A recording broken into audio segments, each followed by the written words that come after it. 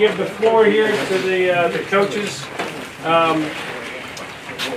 You know, what I'd like to do is keep it pretty simple, just with some questions and answers. You know, guys, this is your opportunity to ask questions about a lot of different things. You can ask questions about specific programs. You can ask about formations, philosophies, any kind of soccer stuff. You can ask about recruiting questions. You can ask about majors, whatever it is. You can ask general questions for all the coaches to answer. You can ask a specific program a question. Parents, feel free to ask questions as well, because there's going to be some awkward silence with these guys every now and then. Just start, that happens, start peppering away any questions that you have. You don't feel like you have to be in the silent on this one. Please feel free. Okay? I'm going to step back. Off you go.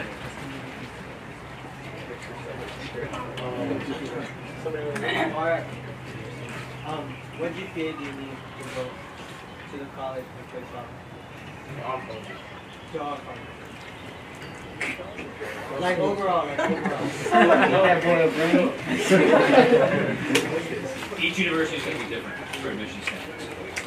Each university, you've got Division 2, you've got Division 1 here, and even across the board goes for general students. NCAA-wise, we need to look at eligibility status as well. So 2.3, 2.5 is bare minimum. Bare minimum to be eligible. Now that's also with an SAT or ACT score. So if GPA is lower, you have a higher SAT score or test score. But it's a lot very specific to the university. At the NAI level where I am, it's a minimum of a 2.0 or an 18 on the ACT or 860 on the SAT. So going on what Coach is saying, you can find a place. There are places, levels for your academics. There's everything from the junior college to, you know, the elite academic institutions, as well as there are different places you can find these levels to play. There's a place for everybody. You've just got to go look. But what I would recommend is the higher your grades, the more options you have. You don't go to junior college because you want to. You go to junior college because you have to. And I would say to that, Jesus, is you guys need to try to find schools that you're interested on. Try to find out what the requirements are for those schools so you can better prepare yourself. Steve said, like, having better grades is not only going to help you have more options, but also in some schools you might be able to qualify for academic scholarship, which is going to help you overall as well. So. I was wondering, do any of you guys have a sports management or sports psychology major or minor?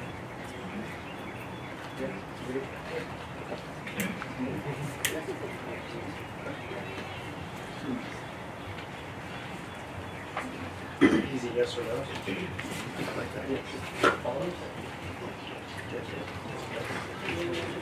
How many of you have visited a college campus? How many have you visited more than one college campus? Visit the schools. I think every school here has its benefits, drawbacks, roadblocks, but you guys need to visit the schools. See that as well, because more so than just being an athlete there, you're going to be a student there. So you need to see more than just the soccer field and the practice facilities, so you see the university. So do we just email the college and say we like to go on a visit? You can. You can take an official tour through the university set up by them, and they'll do a really in-depth tour. But you can email the coaches as well, kind of find out, kind of probe their schedule. They may be in, they may have time, they may not. Pick a game, pick a day. Yeah, you can do those. A lot of the coaches are pretty open to that as well. How many have you seen get our college A in the last 12 months? That's important as well. It's important that you know the level, you understand the level, because it's one thing, you know, one to say that you want to go play at South Carolina or play at X school, but it's really important that you see the level as well and understand the level. You know, you see Division 1, Division 2, Division 3, NAIA. There's very good programs in each division. It's really important. What's like the training like? Is it year round or is it just like during the season? Training is year round. I think that's one thing people don't understand. You know, we play our main season in the fall, but I'm sure most coaches would say we probably train more in the spring because we're not going light days and days off in preparation for games, that sort of thing. Whereas in the spring, you limited the amount of games you can play. You can actually play 5 dates in the spring. So you're training a lot harder and a lot longer in the spring than you are in the fall.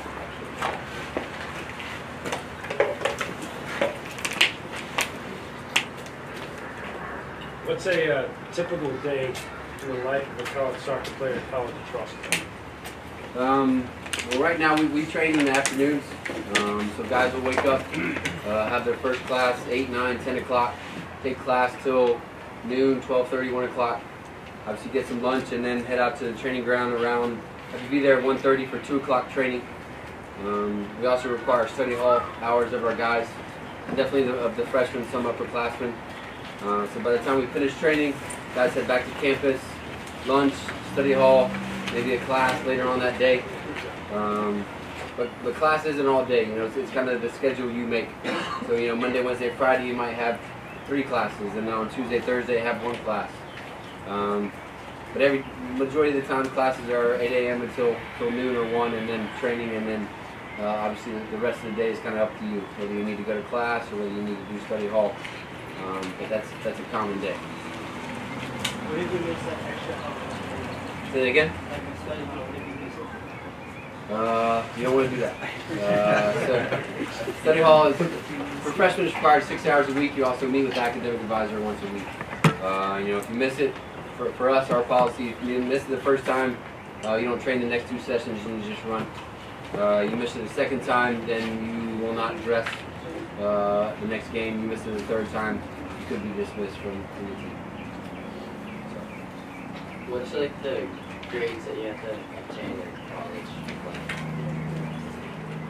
Just at the College of Charleston, or Yeah, just as well. NCAA wise, I mean, there's rules. I mean, after freshman year, I want to say it's right around a 2.0 to stay eligible. And then as far as after that, it's right about the same. You know, there's some guys who are ineligible, so they can't play in games, but they can continue training, that sort of thing.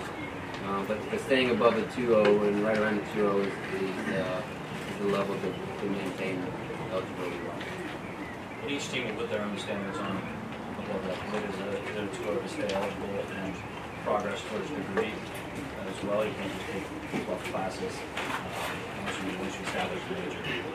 So each, like I said, each university is going to be different in that sense because they put 2.0s standard, but there are a lot of universities out there that are going to rely on it.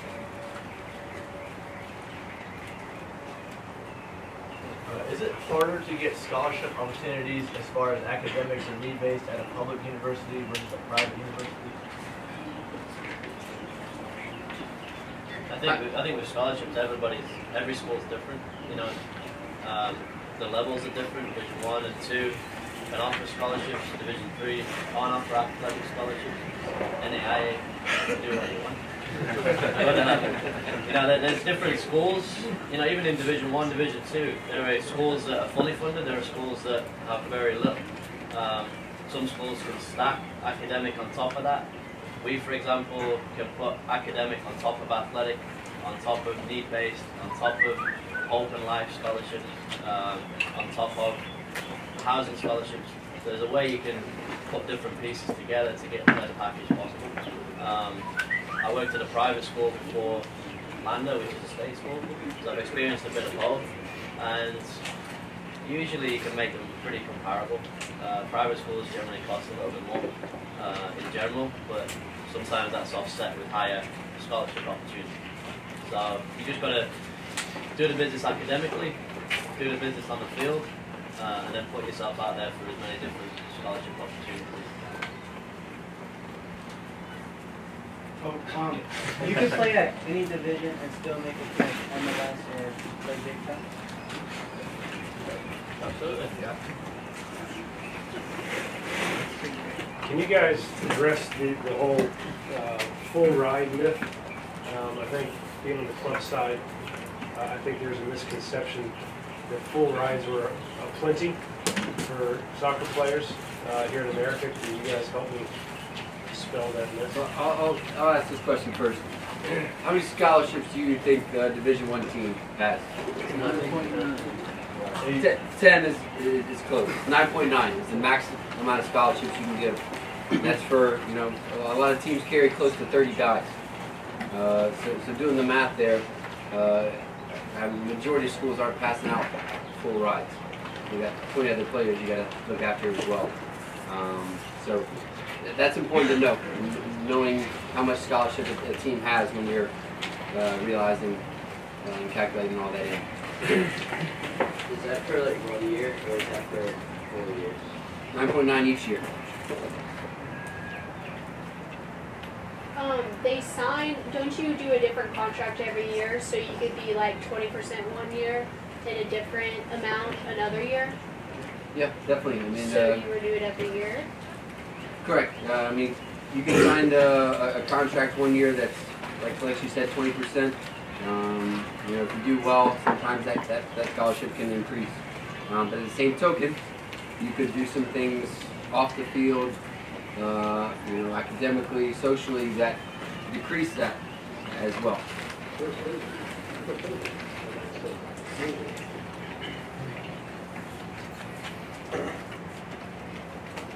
What's the best way for these boys to get noticed by coaches or market themselves, you know, to the schools to get the opportunities? Is it through email or sending videos or ID camps? What's the best way? All of it. All of it? Yeah. Being proactive, doing your research, getting in touch with schools, providing them with the right information, you know, name, graduation year is very important. If you send me an email and I don't know what year you graduate in, different divisions can't respond to different, you know, grade levels. Providing as much information and being seen as much as possible. Really getting yourself out there. Video is also helpful. Just being proactive, doing your research. A few coaches have already talked about going to visit schools, going to see schools play. Right, being realistic with your options. If you go go and see Clemson play, can you see yourself playing there? You know, and it's going to be different for each school. But the more schools you visit and the more research you do, then you'll start to find your fit. You may go visit Georgia Southern and visit Georgia State. You may see things at Georgia Southern that you like that maybe you didn't see at Georgia State. And then you start to compile a list of things that you want in your school. You've got to follow up as well. Like, one email is not going to get it done. I can speak for all of us here. We get tons of emails from guys just like yourself, and we can't respond to every single one. We're just not enough hours in the day. So you've got to first have your initial message stand out to catch our attention, whether that be, you know, a detailed profile or your references on there, your video, different links to tell us all about who you are. But then if you don't receive a response in a week or 2 weeks, you know, something like that, follow up. You know, follow up with a phone call. You know, you guys are on your phones. Some of you have got them out right now, 24/7. So, and you don't generally pick up the phone and talk anymore. We'll always, as coaches, we'll always happily speak to parents and answer their questions, but we're recruiting you guys at the end of the day. So you've got to show the initiative, pick the phone up, follow up, and then go visit, and just keep going through that process to make sure that you're connecting with those coaches. I think for me too, guys, as well, be a little personal in those emails too. You know, do a little research on the school. If you want into the sports management program, for example, hey, I want to do that. I like the campus. I like the fields on the northeast side of campus. Be personal, so then when we get the blanket email and we're two sitting next to each other, hey, this kid actually really wants to come to Francis Mary. So try and separate yourselves a little bit from the rest. And like Coach just said, be personal, be creative with the email. As much information as you can within there. For us, camps are really important, and the last couple of years we've probably averaged about 60 or 70% of our players have attended one of our camps. So it's a really good way, and they were saying sometimes, especially at schools like ours, we get a lot of emails and it's really hard to really connect and respond to everybody. So when you come to camp, you will see a lot of coaches that will come, so you'll be exposed to different coaches, different levels, but most importantly, you will be able to see where you are compared with everybody else.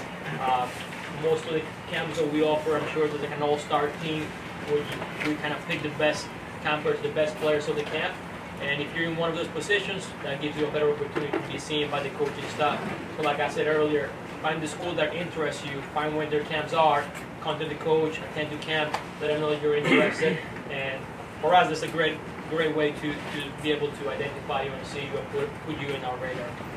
To follow on from that as well about the camps, 15 of our last 29 recruits attended a camp at some point in Atlanta. That's over 50%. A lot of the other ones for us in Division 2 were international guys that couldn't make it.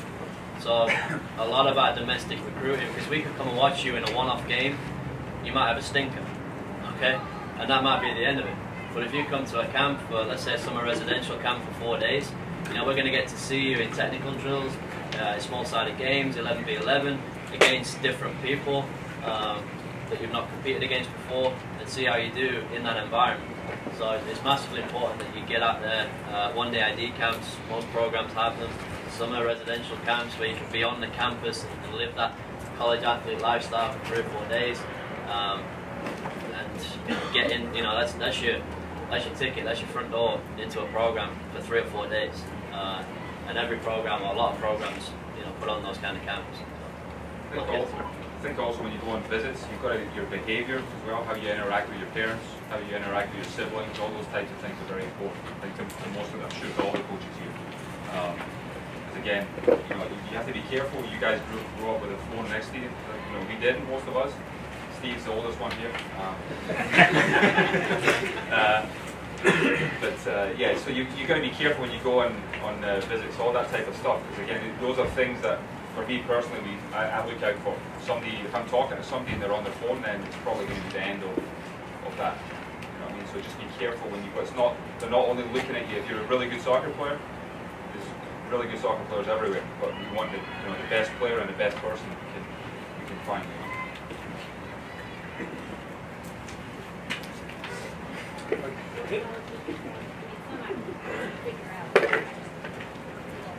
Yeah, we can do that.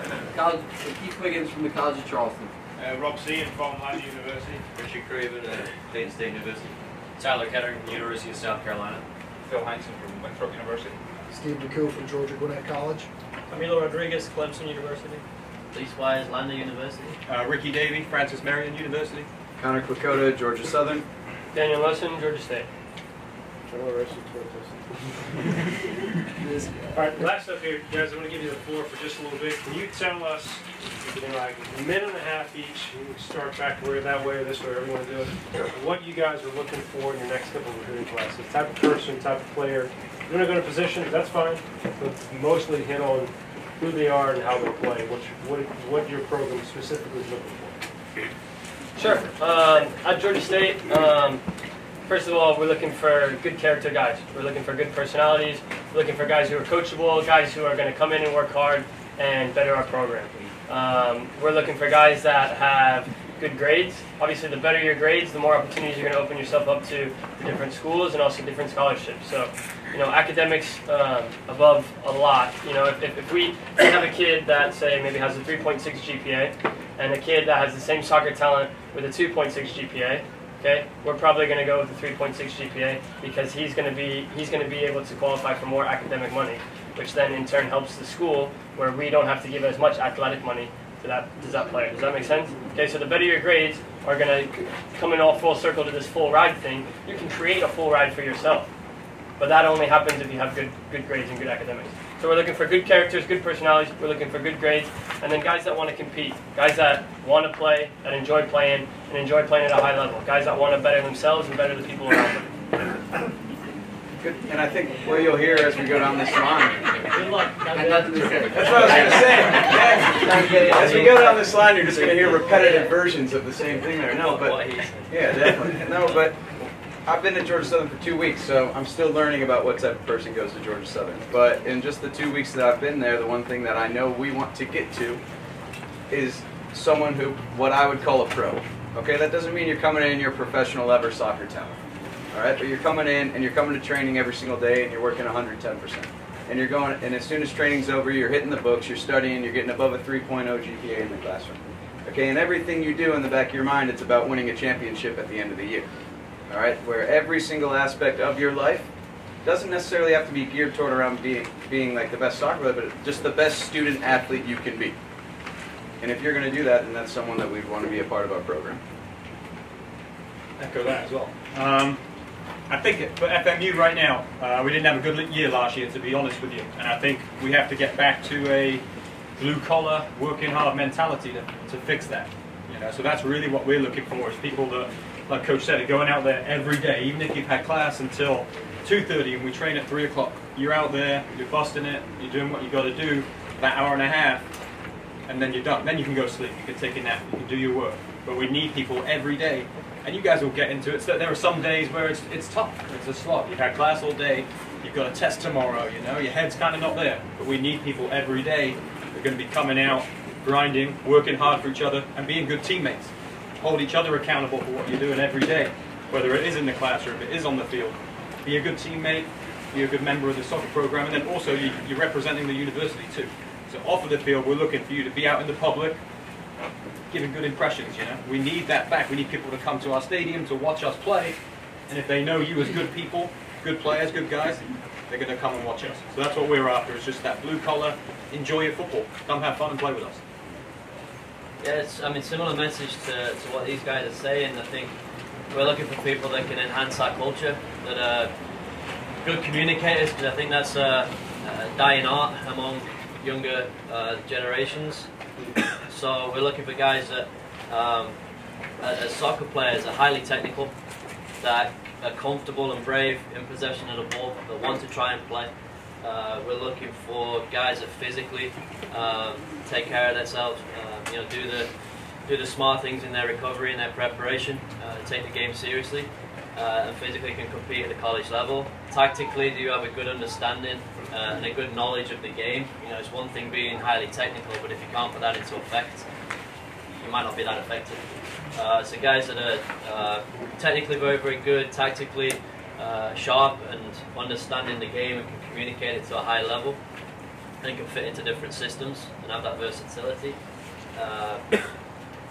Physically, as I said, you know, be able to compete at the college level. It's fast, the speed of play, the intensity is a big jump, which a lot of people struggle with initially. And then mentality. For me, that's the key piece. You know, you guys can all play, but who's got that extra little something? Who's got that edge? And there's no secret formula to having that edge. Sometimes you've got it, sometimes you don't, but it can also be developed. And if you can develop that edge, that little something different, you know, when your back's against the wall, when you're 1-0 down with 5 minutes to go, you know, can you still be pushing your team forward and find a way?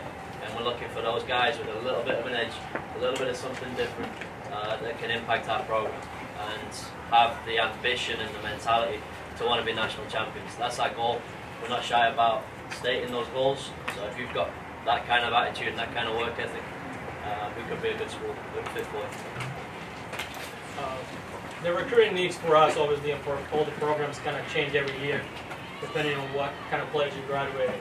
But the one thing that remains constant for us is we're trying to find character players, both on and off the field.